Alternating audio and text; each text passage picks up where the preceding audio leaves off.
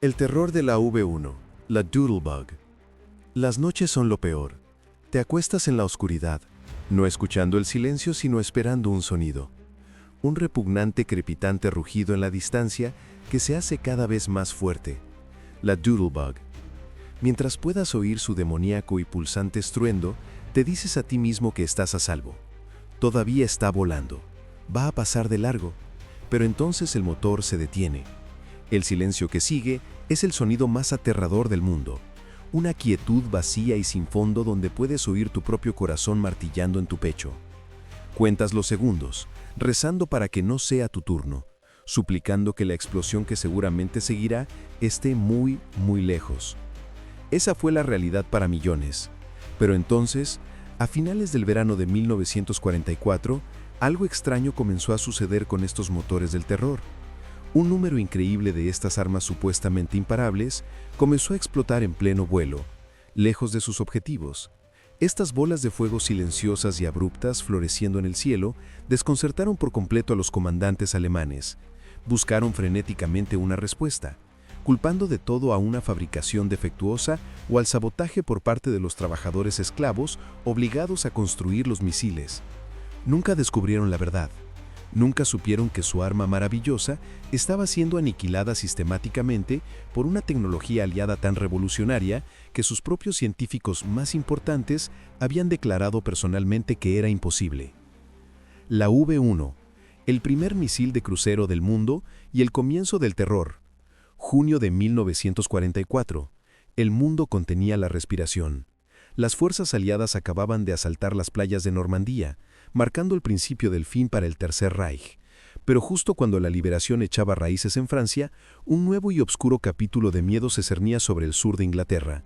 Solo una semana después del día D, el 13 de junio, el primer Vergeltungswaffe 1, o V1, se estrelló en Londres.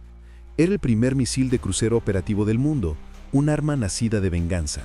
Para la gente de Londres era simplemente la Doodlebug. No era tanto un arma como una fuerza de la naturaleza malévola. Su llegada era anunciada por un tosco y entrecortado motor pulsorreactor que pulsaba con un rítmico y gutural rugido que se podía oír a 16 kilómetros de distancia. Guerra psicológica. El silencio antes de la explosión. Este sonido se convirtió en la banda sonora de un nuevo tipo de guerra psicológica. Mientras pudieras oírlo, estabas, por el momento, a salvo. El verdadero terror comenzaba cuando el motor se detenía. Ese repentino y ensordecedor silencio significaba que la V1 había iniciado su picado final, llevando casi una tonelada de explosivos hacia un objetivo indiscriminado en el suelo. El silencio duraba unos pocos segundos agonizantes antes de ser destrozado por una explosión devastadora. La V1 era un arma formidable precisamente porque era tan cruda y simple. No era un instrumento de precisión. Era un instrumento del caos. Lanzada desde emplazamientos en las costas de Francia y los Países Bajos, volaba a casi 640 km por hora a una baja altitud de solo 600 a 900 metros. Esto la convertía en una pesadilla absoluta para las defensas aliadas. Era demasiado rápida para que muchos cazas pudieran alcanzarla, e incluso cuando lo hacían, atacarla era increíblemente peligroso. Dispararle con cañones podía detonar su enorme cabeza explosiva, destruyendo también al caza atacante. Algunos pilotos verdaderamente audaces incluso recurrían a la técnica de levantar el ala, deslizando su propia ala bajo la de la V1 para desequilibrarla y hacerla caer en barrena. Una maniobra que requería una habilidad y un valor increíbles. Para las baterías de artillería antiaérea en tierra, el desafío era aún mayor. La Operación Diver, el plan británico para contrarrestar las V1, involucraba miles de cañones. Pero golpear un blanco pequeño y de movimiento rápido era una pesadilla estadística.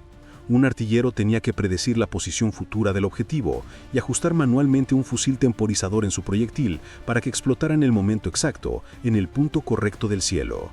Una fracción de segundo de error y el proyectil explotaría en el aire vacío. Las cifras contaban una historia de brutal ineficiencia. En los primeros días, se necesitaban un promedio de 2.500 proyectiles antiaéreos pesados para derribar una sola bomba voladora. Los artilleros de la defensa antiaérea británica lucharon con valentía, pero estaban perdiendo una batalla contra las matemáticas. Durante los 2 primeros meses, solo alrededor del 17% de las V1 fueron destruidas por el fuego de artillería. De las aproximadamente 9.500 V1 lanzadas contra Inglaterra, las que lograron pasar mataron a más de 6.000 personas e hirieron a casi 18.000 más, destruyendo o dañando decenas de miles de hogares. Para el alto mando alemán, la V1 parecía imparable. Sus cálculos sugerían que la intercepción efectiva por fuego terrestre era una posibilidad. Imposibilidad estadística. Estaban seguros de que su reinado del terror no podía ser detenido. Estaban equivocados. La espoleta de proximidad, VT. La idea imposible. Mientras los londinenses se refugiaban, una revolución secreta se gestaba a un océano de distancia. Esta revolución no se trataba de un cañón más grande o un avión más rápido. Se trataba de hacer que cada proyectil fuera mucho más inteligente. La respuesta era un dispositivo no más grande que una taza de café, un arma secreta tan importante que a menudo se clasifica junto al radar y la bomba atómica. Se llamaba espoleta de tiempo variable, o espoleta VT, un nombre deliberadamente aburrido para un dispositivo de un genio asombroso. El concepto era simple en teoría, pero diabólicamente complejo en la práctica. ¿Y si un proyectil pudiera saber por sí mismo cuando estaba cerca de un objetivo y detonar automáticamente? Esta idea, la espoleta de proximidad, era el santo grial de la tecnología antiaérea. Los científicos británicos habían compartido su investigación inicial con Estados Unidos en 1940, y el desafío fue asignado a un equipo de mentes brillantes bajo la dirección del Dr. Merle Tuff en la Universidad Johns Hopkins. El desafío de la ingeniería: que la electrónica sobreviva al disparo del cañón. Los problemas que enfrentaron eran monumentales. Tenían que construir un minúsculo transmisor y receptor de radio y meterlo en la nariz de un proyectil de artillería. Este delicado paquete luego tenía que sobrevivir al evento más violento imaginable: ser disparado desde un cañón. Los componentes del proyectil serían golpeados con una fuerza de 20.000 GS, 20.000 veces la fuerza de la gravedad, y girados a miles de revoluciones por minuto. Se esperaba que los frágiles tubos de vacío de la década de 1940 soportaran esto y luego funcionaran perfectamente. La mayoría de los expertos, especialmente en Alemania, consideraban esto rotundamente imposible. Los científicos de la sección abordaron lo imposible con un ingenio implacable. Se dieron cuenta de que los tubos miniaturizados y robustos que se estaban desarrollando para audífonos podrían funcionar, y Sylvania comenzó a producir versiones especiales reforzadas. Para proteger estos componentes de vidrio, los ingenieros los incrustaron en cera de relleno, amortiguándolos contra el violento lanzamiento.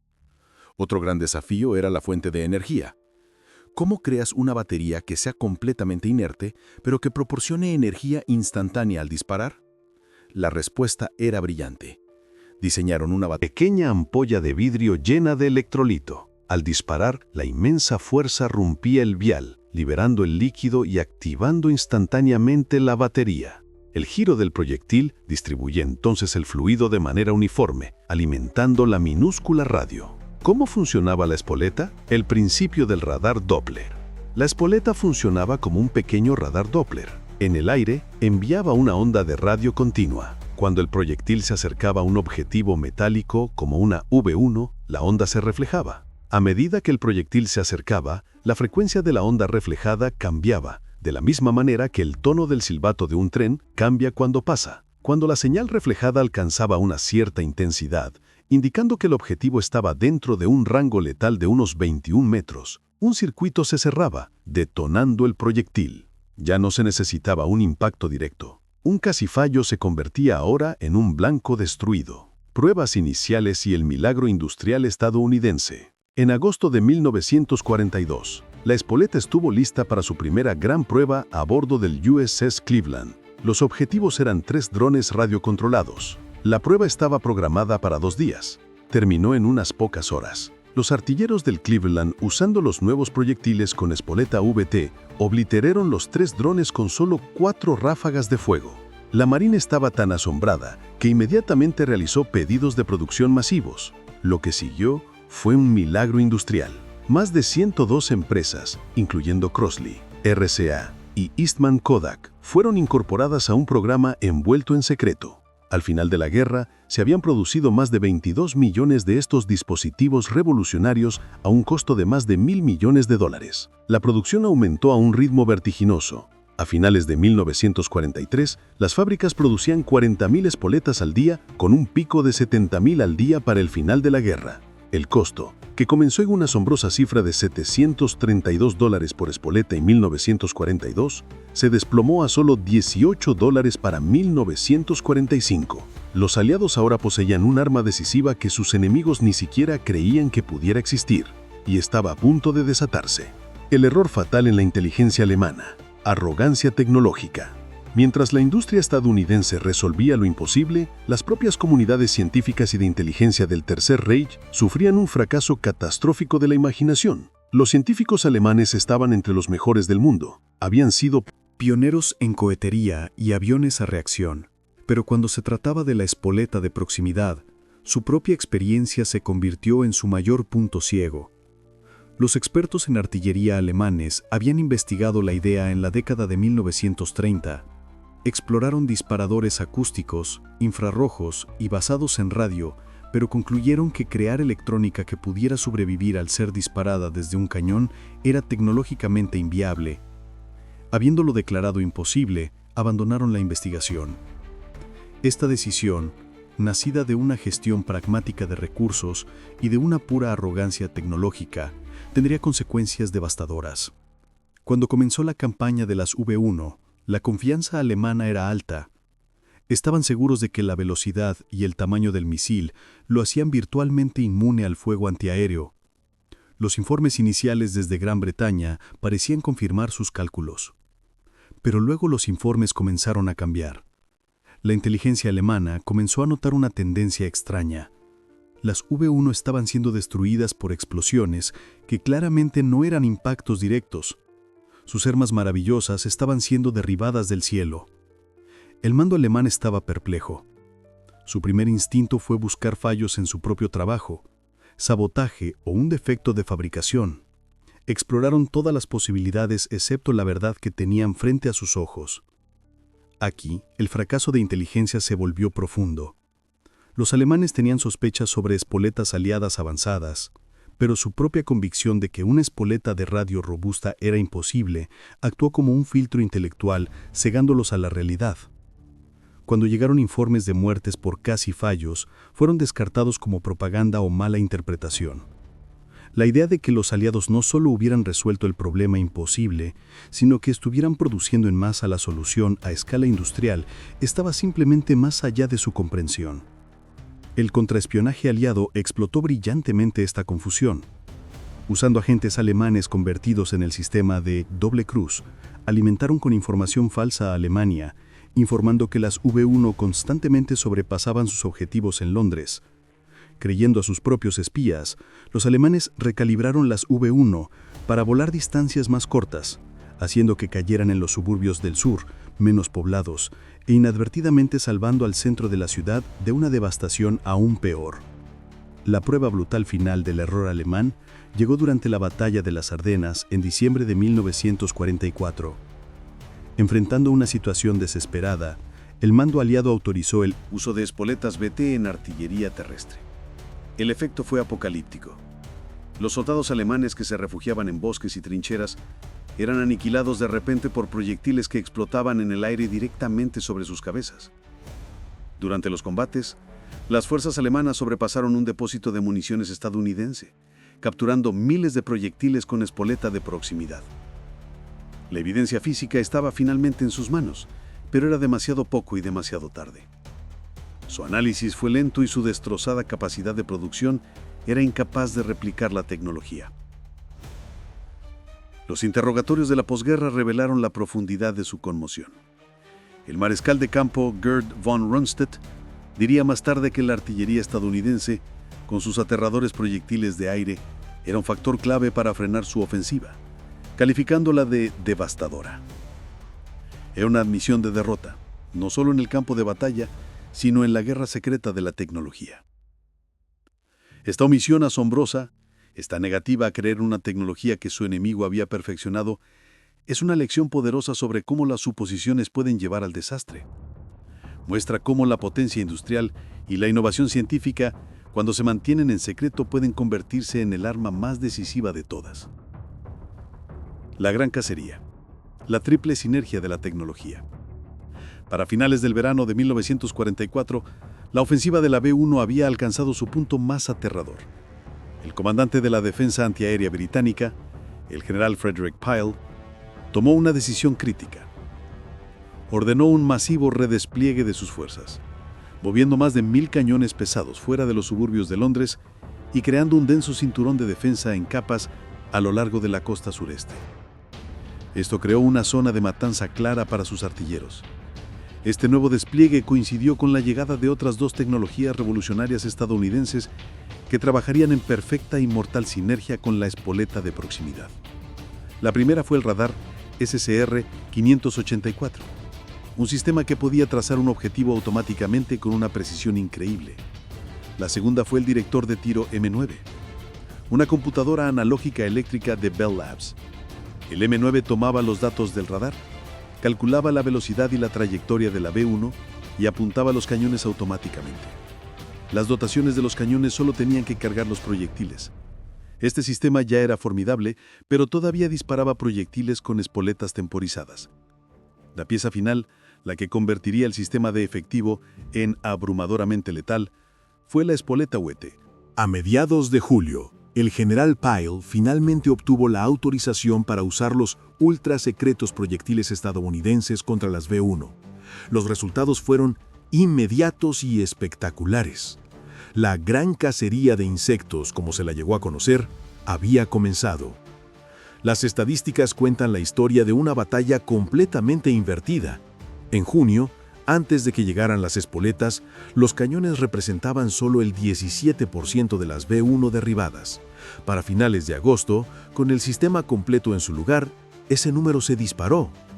Durante las últimas 4 semanas de la campaña contra Londres, las baterías de costa estaban logrando una asombrosa tasa de éxito del 79%.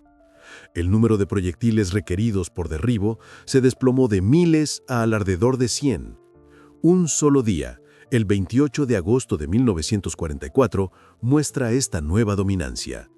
De las B-1 disparadas hacia Londres, unas increíbles 68 fueron destruidas en el cielo por los cañones costeros solos.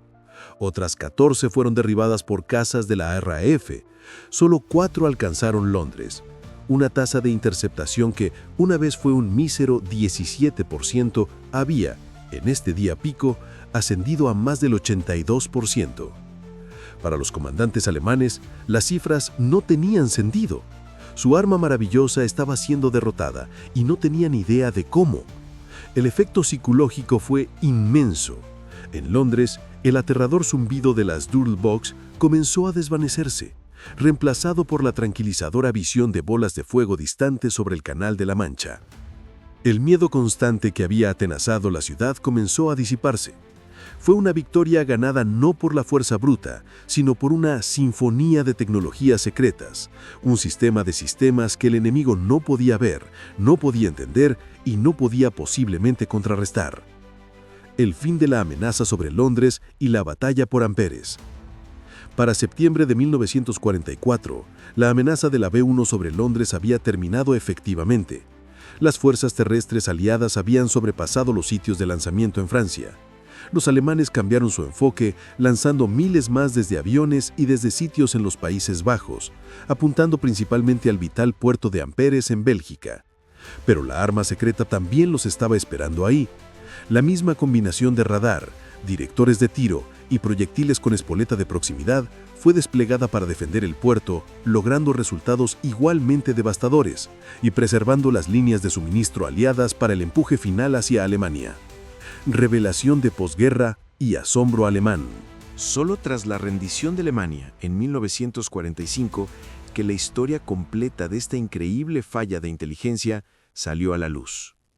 Durante los interrogatorios, los oficiales aliados finalmente revelaron el secreto de la espoleta VT a sus contrapartes alemanas capturadas. La reacción fue universal. Absoluto asombro. Aprendieron que habían sido derrotados integralmente por un arma que sus propios expertos habían considerado una fantasía científica. El legado de la espoleta de proximidad, cambiando la guerra terrestre y aérea para siempre. El legado de la espoleta de proximidad se extendió mucho más allá de la V1. Su uso en la batalla de las Ardenas había demostrado su aterradora efectividad como arma antipersonal, cambiando la guerra terrestre para siempre. El propio General George S. Patton escribió: "La espoleta divertida ganó la batalla de las Ardenas para nosotros". En el Pacífico, había sido una defensa crucial contra los aviones japoneses, especialmente los desesperados ataques kamikaze. La Marina de los Estados Unidos descubrió que era varias veces más efectiva contra aviones que las espoletas convencionales. La tecnología en sí se convirtió en una piedra angular del desarrollo militar de la posguerra.